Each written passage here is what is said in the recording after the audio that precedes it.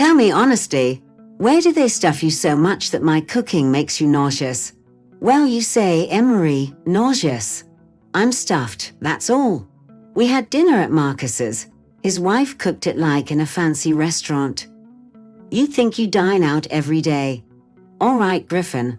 I understand you won't have dinner. I've noticed for a whole month now. As soon as you visit your new buddy, you're full to the brim. Come on, Emery, it's not my fault that Ariana whips up such delicious meals at Marcus's place. Imagine, 2 hungry men at the table. Well, can't you wait until you're back home? Why are you getting all worked up? Emery remained silent, not wanting to pick a fight with her husband. They've been living together for over 2 decades. Their daughter is studying in the city, their youngest son is at a sports camp in the region, and Griffin is at work, tending to the harvest season. It was the 80s, a time when all efforts were directed towards the harvest in the districts. And it was during this scorching season that Griffin met Marcus Cranov. Marcus lived with his family in a neighboring village and would often invite his new acquaintance home for dinner. At first, Emery tried not to pay much attention to her husband's praises for Ariana, who was unfamiliar to her and seemingly the same age as Griffin. But Ariana's pancakes were divine, as were the unfamiliar dishes that Griffin's wife had never encountered before. But what about Emery? Emery keeps it simple, sticking to the traditions passed down by her grandmothers and mother, the rustic way, in a nutshell. Emery, why not put up some fresh curtains? We're stuck in our old ways. The following day, Griffin replaced the kitchen curtains with embroidered ones. Marcus has got a brand new couch, city style. But we're just country folks. We're indeed country folks, living in a village. Emery responded nonchalantly, placing the potatoes on the table with the same indifference. Initially, she made an effort. When Griffin complimented the delightful meal at the new acquaintance's place, Emery stood by the stove the next day, eager to impress, but to no avail, as he never said a kind word. At night, she'd awaken and gaze at her husband. There he was, snoozing next to her, no complaints to be made. The next day, Griffin arrived home earlier than usual. Emery, guess who I bumped into today? He exclaimed, his voice filled with joy as he approached the wash basin. Remember that pal from the army, my old buddy? Griffin, you have so many friends. How could I possibly remember? Emery responded indifferently. How could you not? I told you about Camden Voskoboynikov. We served together. So, turns out he's now a professor at the Agricultural Institute. Can you believe it? Such a fine man. I had no idea. He came to our neighborhood.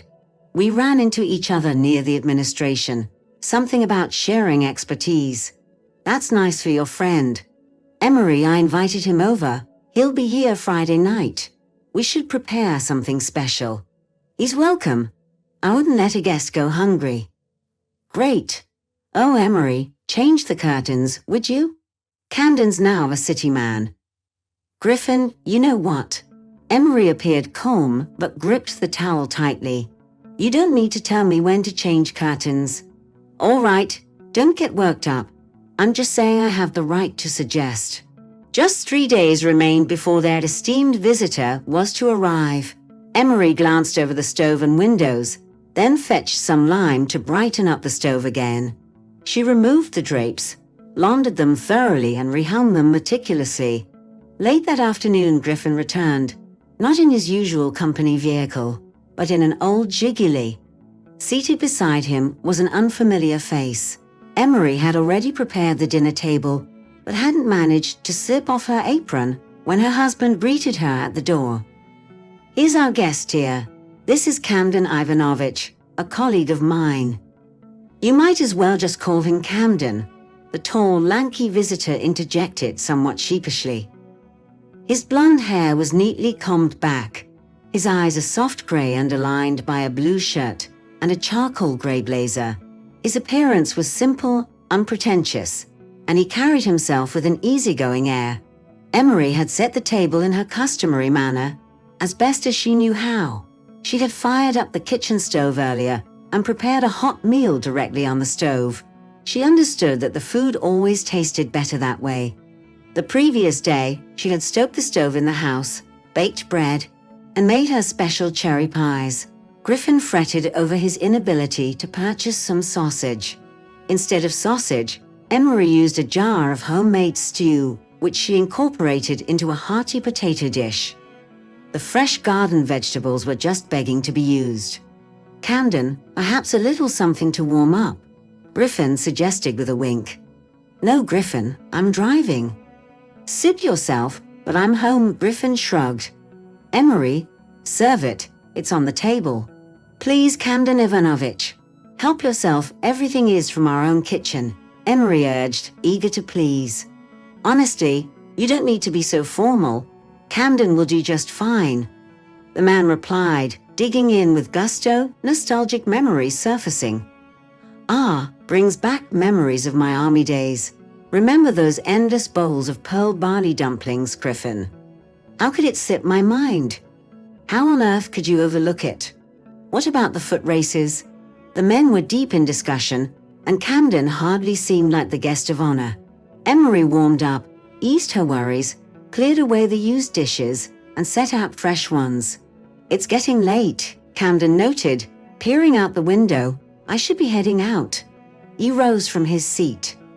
As if longtime buddies, Camden and Griffin embraced each other. "Look, I reckon this won't be our last meeting," Camden said. "If you ever want to swing by the city, my door's open. You know where to find me."